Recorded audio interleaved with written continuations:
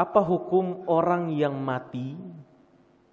Ya, orang yang mati kemudian dia membawa dosa besar yang belum ditaubati. Apa hukumnya?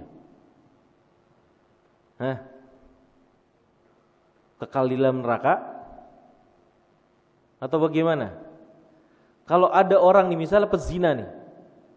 Ya, dia berzina, dia mabuk, ini dosa-dosa besar. Dia pernah bunuh, kemudian dia mati sementara apa? Dia belum bertaubat dari dosa besarnya tersebut. Bagaimana status dia di akhirat? Diampuni sama Allah apa disiksa di dalam neraka? Disiksa. Yang bilang disiksa angkat tangan. Yang bilang disiksa angkat tangan. Ya, malu-malu. Yang bilang diampuni angkat tangan. Ya. Jadi hadirin dan hadirat azakumullah, ini salah satu akidah Ahlussunnah wal Jamaah. Ya. Ketika seorang mati dan kemudian membawa dosa besar yang belum ditaubati, ya, maka Ahlussunnah meyakini bahwa statusnya adalah tahta masyiati Allah. Tahta masyiatillah. Apa artinya tahta masyiatillah? Tergantung Allah Subhanahu wa taala mau berbuat apa kepada orang tersebut. Tahta masyiatillah. Ya, keputusannya ada di Allah Subhanahu wa taala. Ya, kalau Allah Subhanahu wa taala berkehendak dia disiksa atas dosa-dosanya, kalau Allah Subhanahu wa taala berkehendak diampuni dosanya tersebut. Ya, ini akidah Ahlussunnah wal Jamaah. Ya, bisa jadi diazab, bisa jadi diampuni oleh Allah Subhanahu wa taala. Apa dalilnya? Surat An-Nisa ayat keempat. Ya, surat An-Nisa ayat keempat. Apa kata Allah Subhanahu wa taala? Innallaha la yaghfiru ayyushraka bihi wa yaghfiru ma duna dzalika liman yasha.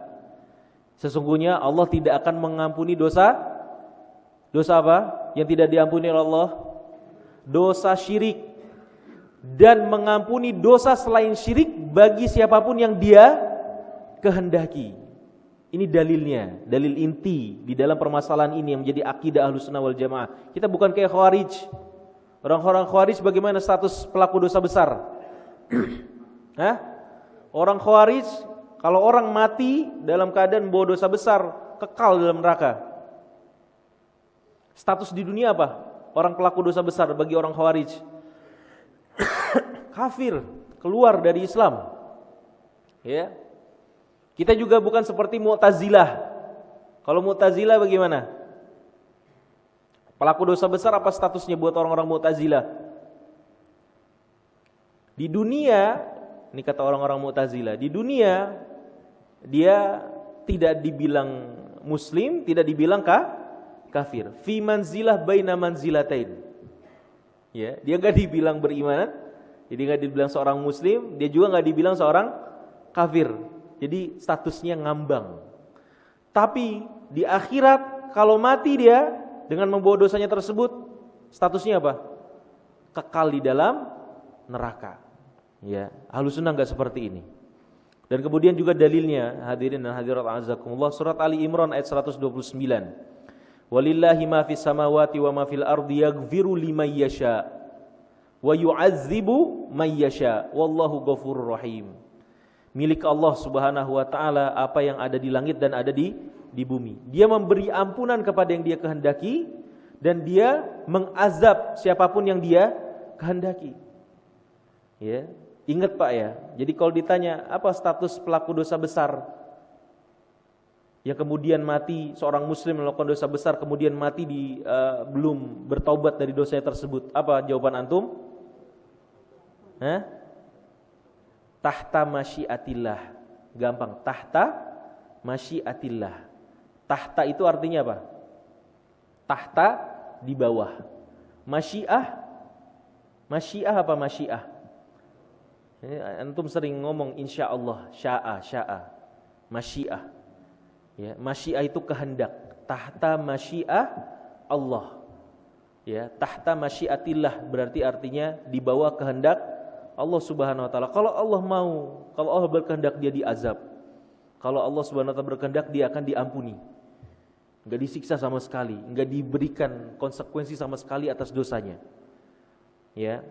Dan kemudian dalam sebuah hadis juga Abdullah bin Mas'ud radhiyallahu taala anhu, dia berkata bahwa Rasulullah SAW bersabda, la yadkhulun nar ya ahadun fi qalbihi mithqalu habbatin mithqalu habbati khardalin min iman. Ya. Kata Rasulullah SAW, tidak akan masuk neraka orang yang berada di dalam hatinya sebiji sawi dari keimanan. Ini maksudnya, tafsiran para ulama maksudnya apa? Tidak akan kekal. Ya, tidak akan kekal. Dan bisa jadi ketika Allah berkehendak, ya, orang punya banyak dosa. Nah, ada hadis namanya hadis bitokoh. Nah, antum pernah dengar kan hadis bitokoh. Dia enggak ada amalan, dia menyangka dia enggak ada amalan kebaikannya sama sekali. Ya, yang ditimbang, yang ada di timbangannya itu keburukan banyak sekali. Lembaran-lembaran keburukan. Satu lembaran itu sejauh mata memandang. Ya, pada akhirnya di dalam hadis bitokoh tersebut, ya, diampuni sama Allah Subhanahu wa taala dosa-dosanya yang menggunung itu. Ya, yang berlipat-lipat itu. Maka Imam Ahmad bin Hanbal, ya, rahimahullah taala, beliau mengatakan, wa man laqiyahu musirran ghaira taibin minadz-dzunub allati istawjaba bihal uqubah fa amruhu ilallah in syaa'a 'adzabahu wa in syaa'a ghafara lahu. Ini Imam Ahlus Sunnah, Imam Ahmad bin Hanbal rahimahullahu taala, siapa saja yang bertemu dengan Allah dalam keadaan musirran, ya, dalam keadaan masih terus-menerus melakukan dosa, belum tobat. Kalau tobat sudah beda urusannya. Belum tobat. Sementara di dunia dia tenggelam dalam dosa yang terus dia lakukan dosa besar. Ya.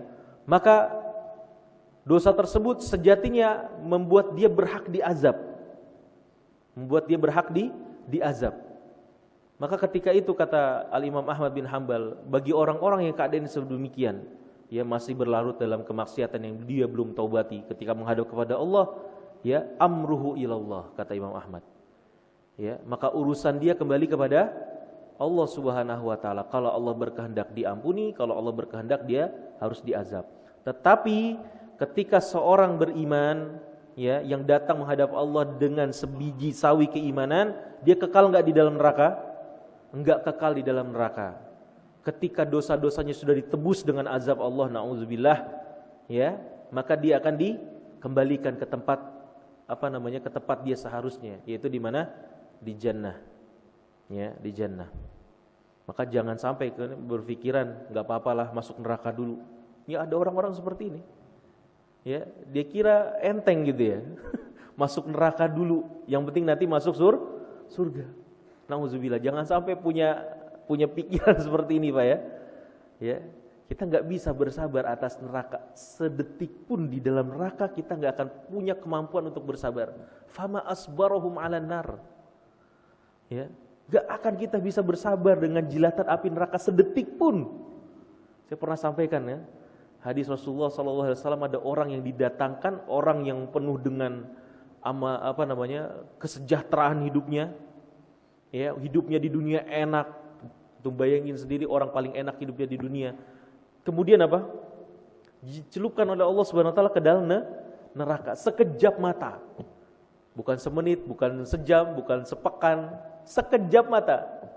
Yusbagu sabghatan fil jannah finnar. Ya, dicelupkan ke neraka, diangkat lagi, ditanya sama Allah, ya, hal ra'aita na'iman qattu? Wahai hambaku, engkau pernah enggak merasakan kenikmatan walaupun secuil? Maka apa jawaban orang ini? Enggak pernah, dia lupa, Pak. Ya, saking dahsyatnya neraka, dia belum disiksa, dia cuma dicelupkan. Belum ngerasain jilatan api neraka, ya, belum merasakan siksanya perlakuan, ya, azab Allah Subhanahu wa taala di dalam neraka. Belum merasakan, cuma dicelup sejenak saja, lupa dia kenikmatan-kenikmatan.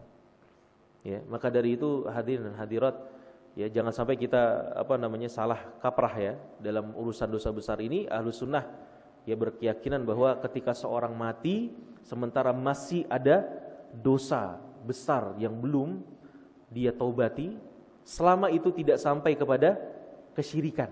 Ingat, ya. Kalau syirik sudah beda urusannya. Nauzubillah. Ya, kalau sudah sampai kekufuran udah beda urusannya. Tapi ini selama di bawah kekufuran dan kesyirikan, maka orang itu tahta masyiatillah. Ya, di bawah keputusannya siapa? Allah Subhanahu wa taala. Dan kemudian